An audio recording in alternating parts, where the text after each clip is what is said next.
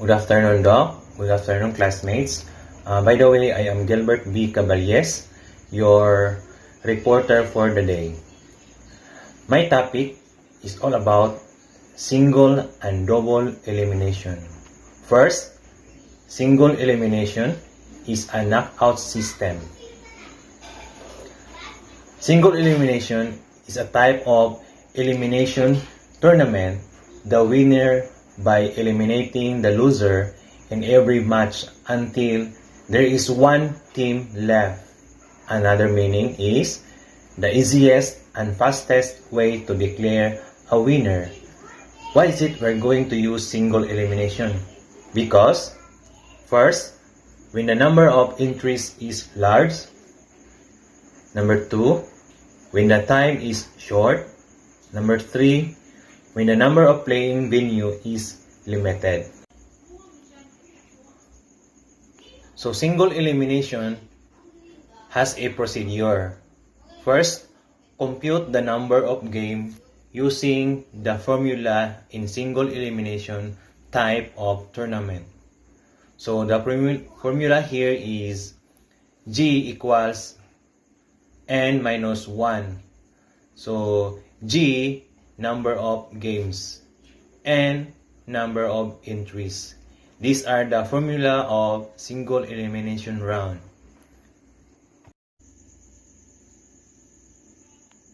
Okay, after we compute the number of buys and the number of the games in 5 teams or 5 participants, we found out that in 5 teams, there are 8 games happened during the double elimination.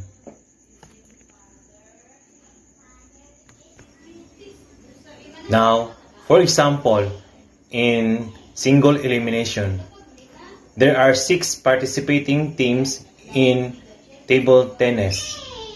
So the formula here is G equals to N minus 1. 1 here is the constant number.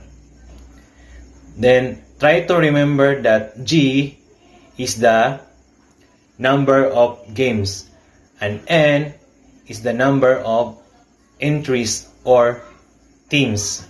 So, for example, 6 participating teams in the table tennis. So 6 minus 1 is equal to 5. So our G now is 5. This is the number of the games. Okay. Of course, to compute the number of buys using the formula in single elimination type of tournament, not only to compute the number of games but also to compute the number of buys. So the formula here, buy equals P2 power of 2 minus N. So P least power of 2 higher than N. This is a fixed value. We have 2, 4, 8, 16, 32, 64. Why? Because 2 times 2 is equals to 4.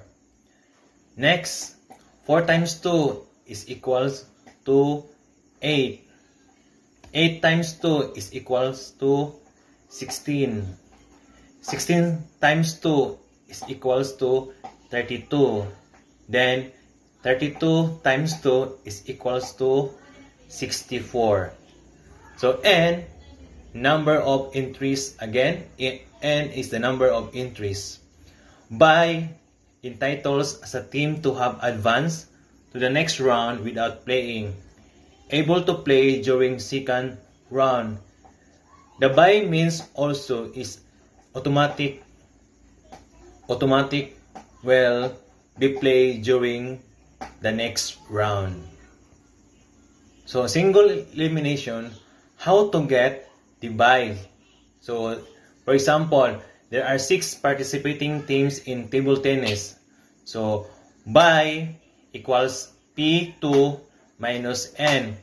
Then remember, this is a power of 2, n is the number of entries, equals 8 minus 6 by equals 2, because why 2? Because 8 minus 6 is equals to 2. Where do we get 6? We get 6 because of the power of 2. Try to remember that the fixed value, 2 times 2, 4. 4 times 2, 8. 8 times 2, 16. So, the power of 2 in 8 belongs to the fixed value. So, we put here 8. Then, we subtract 6 is equal to 2. So, in 6 participating teams in table tennis, there are 2 buys. So, we can determine now how to compute the buys during sa elimination, single eliminations. So, I have here how to bracket the players. So, for example, 6 participating teams in table tennis. So, we will know how to bracket it. So, here, step number 1, assign letters to the participating teams. So, for example, 6 participating teams. So, Team A, Team B, Team C, Team D, Team E, Team F. So, this is step number 1. Next, step 2, assign buys and pair the remaining teams. So, we found out that in the 6 participating teams, there are 2 buys. So, we will put buy here. We'll put buy here in letter A and buy letter F.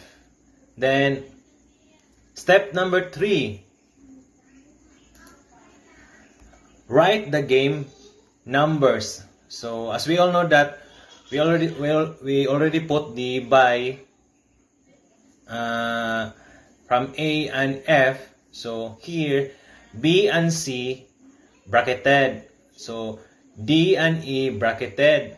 So, this is game number 1, game number 2, then game number 3, game number 4, game number 5.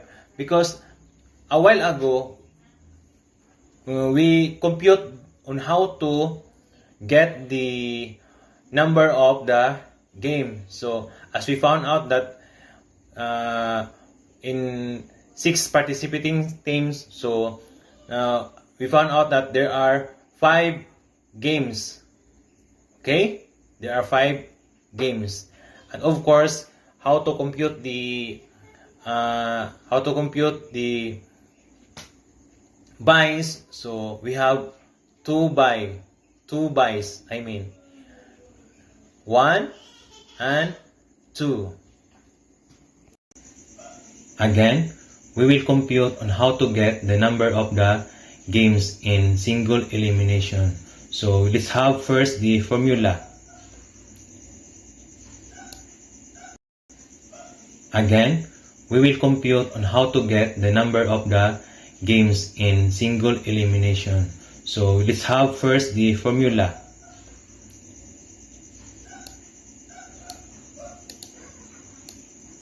G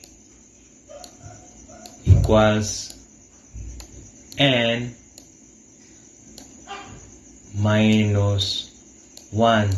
So this is the formula of single elimination. G equals n minus 1. For example, 6 teams. 6 teams. So this is the example of 6 teams during elimination. So here, as we all know that N is the number of entries, which means the teams or participants. So we put 6 here minus 1 because 1 is a constant number equals 5. So our G here is 5. So this is our number of games during sa 6 teams participants. So